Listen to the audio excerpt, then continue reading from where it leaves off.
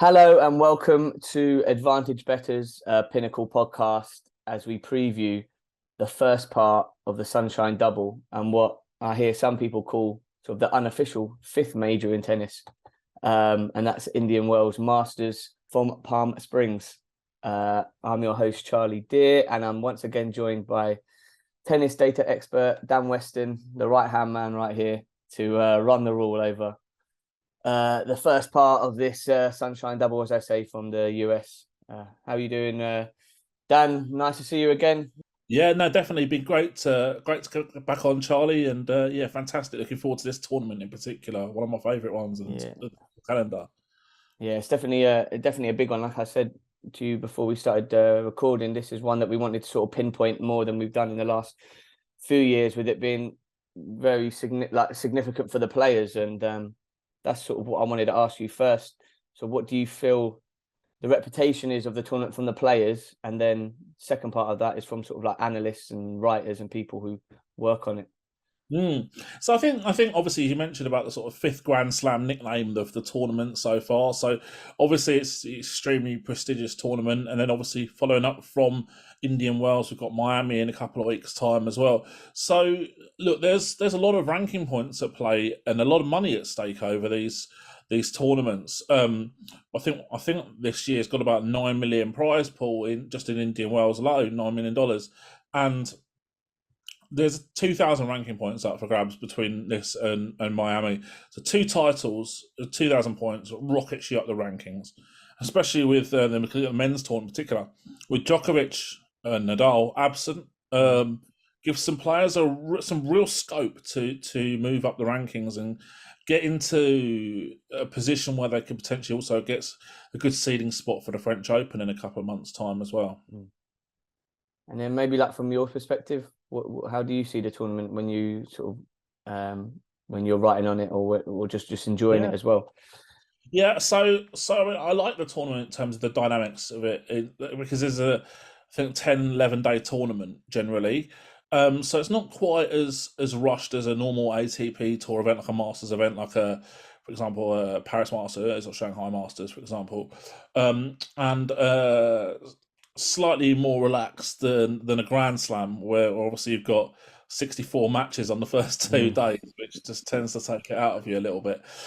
So this is a little bit more slower paced. I quite like that. It's quite ironic that the tournament structure is slower paced because the courts are pretty slow paced as well. So looking at the men's data, we're running about 1.5% service points, one below the ATP Tour average for hard court over the last 3 years at this venue.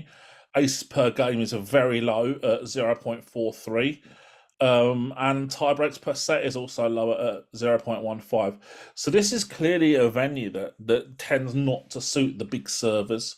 It's certainly a venue where you're not going to see as many tiebreaks and one set break scores, if that makes sense.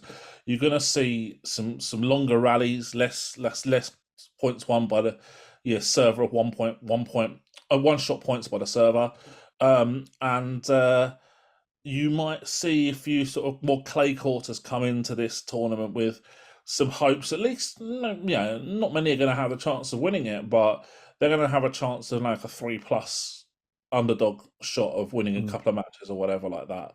So look, yeah, there's some pretty unique dynamics to this tournament, and that stems across to the women's as well. Again, 1.5% service points won less than the WTA Tour mean over the last 3 years. Again, aces per game count is very low. And interestingly, in the women's tournament, I was looking at trends of winners and stuff like that, and there aren't really any. The last 5 winners have all been first-time champions at Indian Wells, and the last 9 winners have all been different. So look, no one's dominating this event in the women's tournament. In the men's tournament, Novak Djokovic has had a pretty successful time of it, winning 5 titles. So has Roger Federer, but none of them have won since 2017. And I think there's only 3 or 4 players in the draw who have reached the final in this tournament. So chances of a men's, certainly some new names on the men's trophies could well be pretty likely this year. Just you sort of mentioned it a bit there, and you sort of said about clay court players, but is there you can pick out like a style of player who would do well here, or Yeah, so primarily when I say clay courters, I mean more return oriented type players. So players with a fairly small gap between their service points one and return points one. So like a big server, for example, will like a Tsitsipas will have he's got 37% currently between his service points one and return points one across hard and indoor hard over the last 6 months. Whereas a return oriented player like a Carlos Alcaraz Mm. same time scale is about 25%. So there's a smaller gap between service points one and return points one, and just generally high return points one percentage is the dynamic that I think will probably have a greater chance in this tournament compared to the Tsitsipas's and the Casper Ruuds and Berrettini's of this world who tend not to have high return points one percentages. Okay, cool. We transition over into the ATP tournament then. Mm. Before we speak about Novak Djokovic not being at the tournament, Yeah. a couple other players you said Rafa Nadal and Nick Kyrgios are not going to be at the event either. You can sort of put Djokovic's name in here, but I just sort of wanted to think out how much of a loss that is for the tournament itself, and then maybe a second part of that is like how much stock do you put into like the winner of the tournament with those three players not there? I'm less concerned about the absence of Nadal or Kyrgios in terms of if we're looking at the prestige of winning the tournament. Uh, Mm. Djokovic obviously is a different case, given the fact that his results over the last year or so have been as imperious as it probably almost ever has been. Mm. Yeah, he would have gone into this tournament, I think, probably still the man to beat. But obviously he's not going to be there, which is I think a real shame for the tournament. And I'm not sure that many players will be complaining about it. And a few might be looking at it as an opportunity to pick up some cheaper ranking points over the next couple of weeks. So yeah, I don't think it devalues the title, but I know what you mean. I think every player will probably just try and take the opportunity if it comes, really.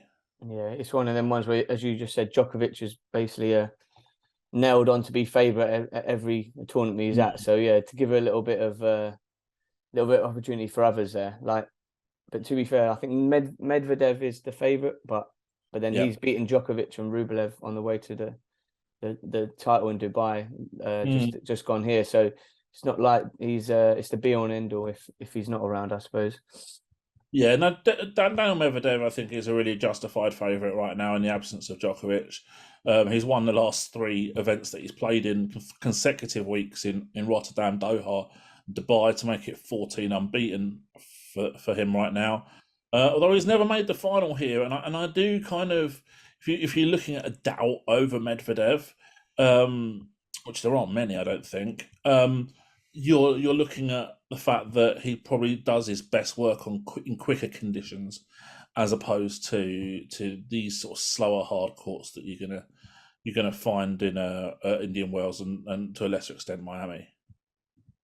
So you'd say it's not the value there might be someone else apart from Medvedev here, even though he's a Yeah, favourite. yeah. So look, he's not ever really made much of an impression here. He's not, in fact, he hasn't even played that much here. Last time out, he made the third round. Third round for seed, so fourth round, losing to Grigor Dimitrov in 3 sets. And yeah, he hasn't played much. At 2019, he lost to Filip Krajinovic in his second match. So he's got a lot to prove at this particular venue. As I said, I don't think that his game is necessarily suited for such slow conditions. So who will be? Yeah, good question. So personally, as I'm sure most regular listeners and the readers of my work will appreciate, I'm not big on second favourite Stefanos Tsitsipas at all at around 6.5 current market price.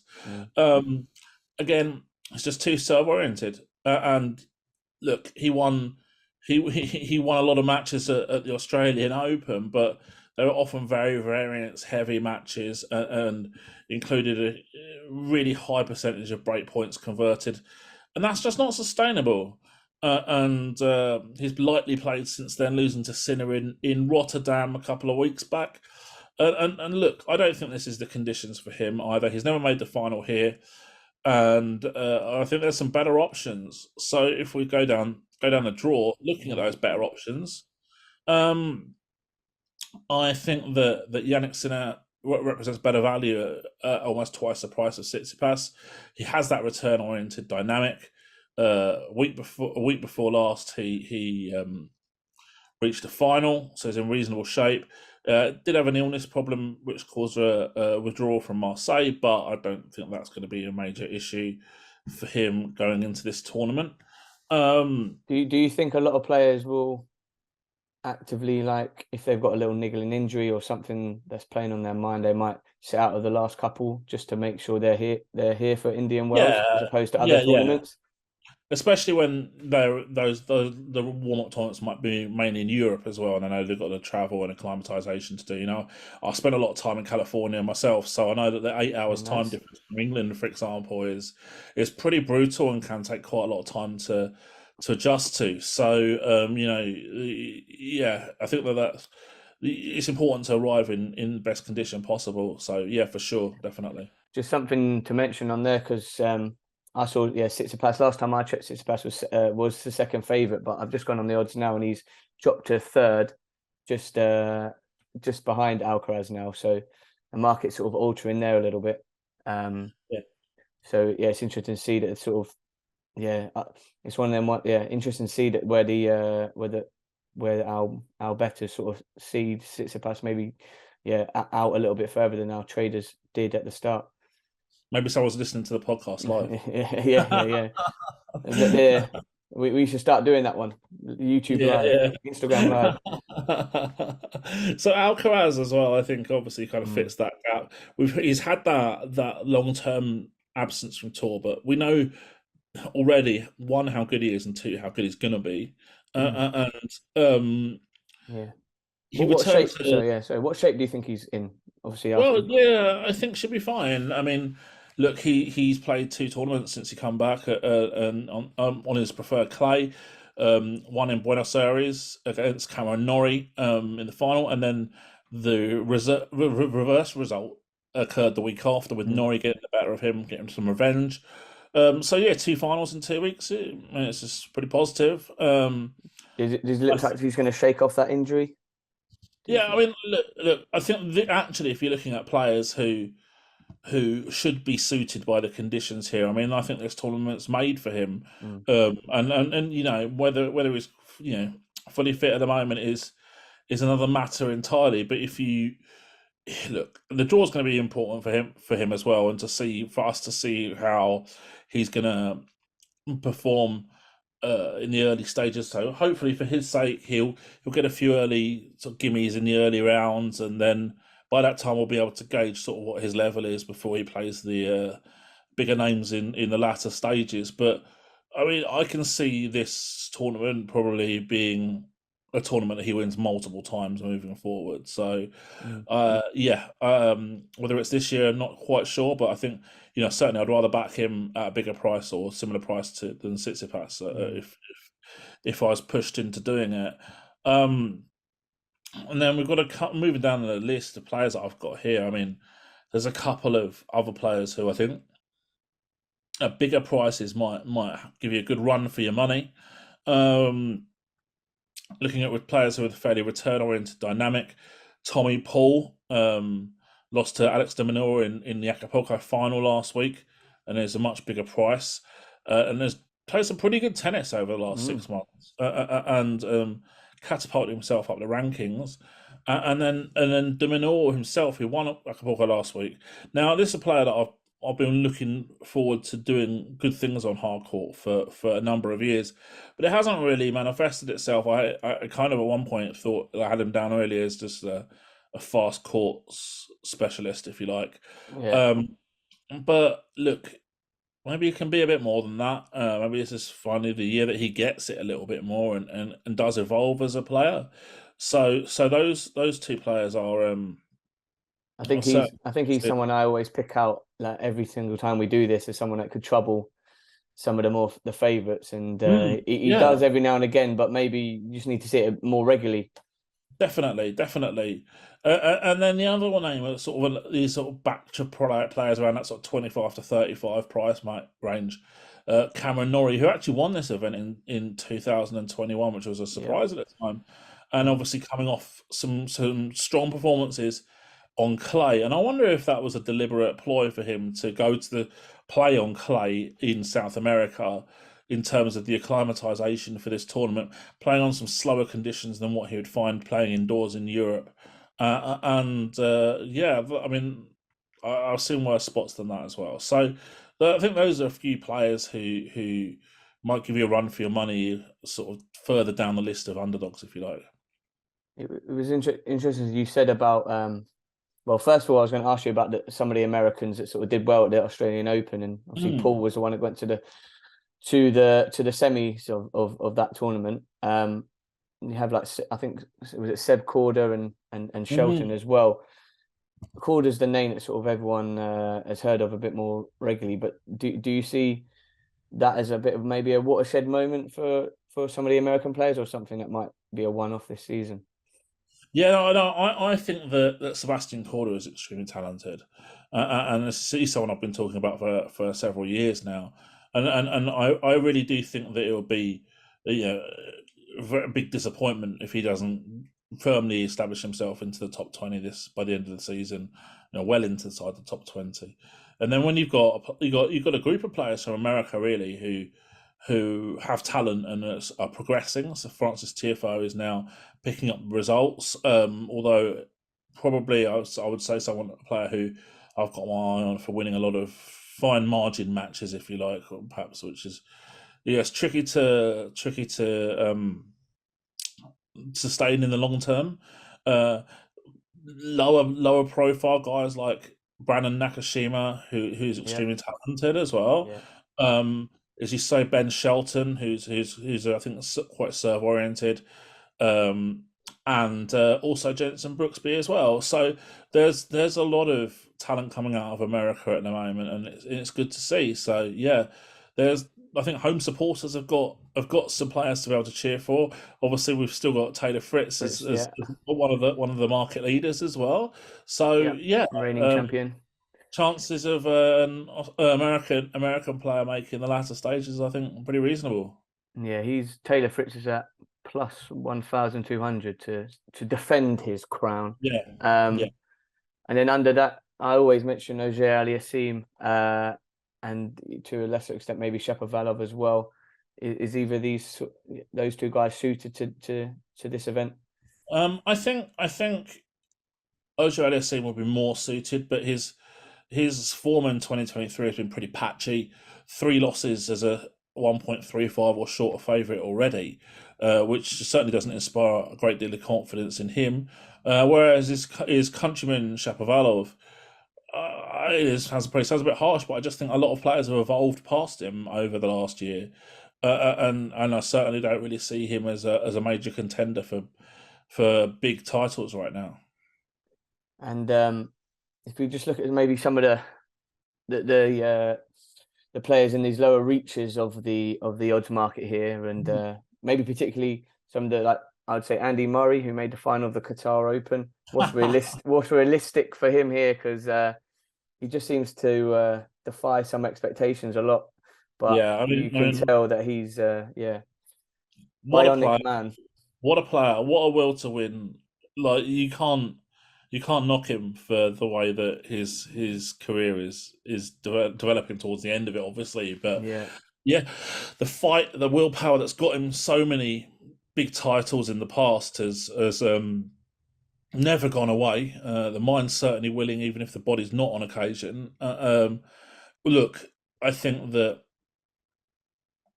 it's going to be very difficult for him to win a lot of matches here. Yeah. Uh, Perhaps the slower conditions are not going to be massively to his liking either. Look, I think getting to second week, maybe round 4 or something like that, would be a pretty solid result for Murray. You sort of mentioned a few players like Nakashima there, but I was just looking into that lower reaches, maybe the top, the bottom 10 there. I don't know if you got Yeah, it to there. Just have you? just any players there that might be undervalued, even just to get to, like you say, to the second week. Anyone else? I don't think really. I think that all of them are going to probably be knocked out, or the vast majority will be knocked out before the quarterfinals. Yeah, there's some talented players on there, some talented young players. We mentioned Nakashima, Jack Draper from England as well is in that bracket. Of someone I've really got an eye on for big progress this year. But I still think that there's a lot stronger players in the field, and those players are all going to probably have to win at least 2 matches as an underdog to get to the quarterfinals, I would think. Mm. And just to wrap up, maybe the ATP side, anything else that we haven't mentioned here, or you wanted to mention in terms of the players here and what we might expect? No, I think we've summarised it pretty well. I mean, like I said, Swerve Tsitsipas, Alcaraz should be suited by the conditions. Sinner should be suited nicely and is a threat, I think. And then the likes, to say, of Nori, Tommy Paul, Domino, at bigger prices, could well be decent value. It's interesting that Alexander Zverev has been cut since this morning. I don't know if you've noticed that, Charlie. He's now 21, I think, on here, Yeah, I see that now. Yeah. which is he's almost halved in price for the day. I don't see it at all. He's had a really tough time of things since he returned to tour. Did show signs of improvement recently, but look, I think he's got so much to find against the top players right now, and I think it's absolutely absurd that he's eighth favourite for this tournament. Do you, so I was reading, I think Alcaraz needs to win both Miami, well, defend his crown in Miami and win this week to become number one again. Right. Do you think that's that, especially with Djokovic not playing, do you think that's a realistic, could be realistic? I mean, it all depends how his fitness is. Look, winning one title in this field is going to be tough. Winning two, even tougher. Look, I think that's a big ask, but I do expect him to give a good account of himself over the next couple of tournaments, particularly here. I think, so the conditions I think will really suit him.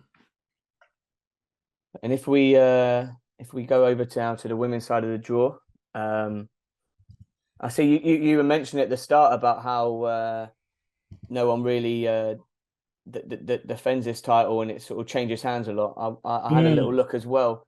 I think I see it was not since Martina Navratilova in 1990 and 1991 has a player sort of retained this title in the women's game. So as you sort of say, it's sort of anyone's game here. Obviously, Swiatek is our outright favourite, as she is nearly every tournament now at plus 150. Sabalenka's now at plus 500. Do you see this could be it's not a foregone conclusion? Yeah. Look, I've seen the trends in the tournament winners market over the years, and I still can't see past her. And I know I've said this before the Australian Open, and it didn't quite manifest itself. But look, she's got a bigger gap between her and the field than Djokovic does in the men's at the moment in terms of stats. And I just think she's just far better than everyone else on tour right now. And it takes her to have a real off day and her opponent to play well for there to be much of a chance of some shock results. So look, yeah, I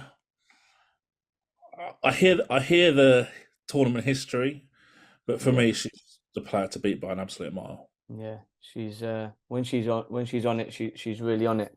But if we sort of talk about, I like to call her kryptonite in recent times, Barbara Krejcikova. See there, I saw the stats there, 2 apiece in matches against each other, but see Krejcikova beat her in the Australian Open, and I see Krejcikova beat Pegula and Sabalenka in Dubai as well. Yes. She's obviously, it seems like she's really coming around to be a serious threat again. What have you sort of made of her runs in the last few months? Well, fair play to her, because originally when she sort of burst on the scene, I had her much more pegged as a sort of out and out clay courter. But she's showing now that she's got this all court game. And when she won Dubai recently, she actually won 4 matches as an underdog, including, as you say, Pegulas, Sabalenka, Swiatek, and Kvitova. So you Mm. know that's a huge positive for her coming into this tournament. And also, I think that with the conditions being more akin to a clay court in terms of pace, that will probably help her as well. So she's certainly one to keep an eye on ahead of the draw for sure. Just an update of the odds. She's fifth favorite actually at plus 1,400. So there's still Pagula, Rybakina, and Sabalenka and Swiatek all ahead of her. So she may continue to defy the expectations. But yeah, we shall see. Definitely one to watch there. Definitely. I mentioned her in passing there, but Arina Sabalenka finally won the Australian Open, her maiden Grand Slam. She's second favourite. Do you see that is just about right in terms of the value? Yes, I do. I think that's about right. Numbers wise, I have her up there, but miles behind Swiatek, obviously. But it's pretty tight around that area. I think she's justified going into this event as second favourite, given her recent success in Australia, obviously. Lost to Krejcikova in Dubai, as we've mentioned. The only thing for me that I'm thinking here is she's not quite got that return-oriented dynamic that tends to do well in this tournament. So, look, yeah, she's a contender, no doubt, but would I back her at current market prices? Probably not. Is there anyone in that sort of upper echelon there that we haven't mentioned yet that you want to pick out for that could be good value for our bettors? Yeah, I mean, I think the Pegula's certainly got a decent chance. She's reached final and semi-final recently. Return-oriented player, and obviously going to get some home support as well. So that makes her certainly a live candidate. Rybakina withdrew from Dubai last time out with a back injury, so there's some fitness doubts about her. And the same thing could be said of Ons Jabeur as well, who had a back injury before the Australian Open and hasn't played since she lost in the second round there. So there's certainly some injury doubts among those players at the top of the market. So it'll be interesting to see, how they fare. And what we could see is quite that market opening up quite quickly. If, say, 3 out of the top 7 or 3 out of the top 8 losing the first couple of rounds. I think the player that I think you mentioned before to me is Samsonova. She's right in the middle of the pack here, at plus 3,000, just below Coco Gauff, which is plus 2,000. Do you think that those any of those two could sort of get right deep into this tournament? Look, Samsonova is talented for sure, but she's like the world's most highest variance player currently. Like, you talk about inconsistency. Like, she reached the final of Abu Dhabi, losing to Bencic, but then she was thrashed, brutally dismissed by Sofia Kenin and Iga Swiatek in consecutive weeks. And Luke getting thrashed by Kenin these days doesn't hold as much water as getting thrashed by Kenin a few years ago. Yeah. It was actually quite good. But yeah, I mean that's where she's at the moment. You don't know what you're going to get from her, but she's got potential and she's got ability. It's just stringing along those results over a period of time in the same tournament. And look, maybe you won't get 31 on her in the future, but I think that at the moment it's difficult to do anything with that price given the inconsistency. And as for golf, I mean, look, I've said for a long time I think that her current level is overrates her. The markets overrate her quite slightly. Generally speaking, I find her not often very much value at all. That's not saying that she's not going to be a multiple slam winner, which she probably will be. But at this point in time, I don't find her to be value based on her current ability a lot of the time. So One thing I would say though with her, she likes the big moments. She's got a pretty decent record in the bigger tournaments compared to some of the smaller ones, and so yeah, you can never write her off. Absolutely not. But is she value at 21? I'm not massively convinced. Yeah, we always sort of mention her to say that this could be her moment. This could be the time. One day. Yeah, we feel like it's coming, but maybe not right now. I'm just scrolling down a few into sort of the middle towards lower end of this market here, and there's quite a lot of players that have won big tournaments already, like Azarenka, Andreescu, Ostapenko, and even Paula Badosa is in that mix as well. Would you say that they're of a higher standing than Goff here in getting to the sharp end of the tournament? Look, I think that the names that you bring up there are really indicative of the quality of the field, and the fact that we always seem to say it, but it's so true. You know, the top 20, top 25 in the market have all got realistic chances of reaching the latter stages, and will go into the tournament with those expectations, and they can all beat each other on a given day. You know, Azarenka has probably got about as good a record here as anybody, winning twice in the past and was runner-up in 2021. So she'll have some fond memories of here, and she certainly shouldn't be ruled out, I don't think. The other players, Badosa had a Maya sort of strong on clay, so they should go pretty well here. So I'll say there's plenty of options here if you go through the draw. And so I guess I'll go through the list of players, I should say, draws tomorrow. Yeah.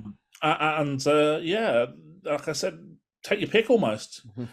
There's plenty of players who can easily turn up and win this tournament, say odds of 30 or 40, no problem.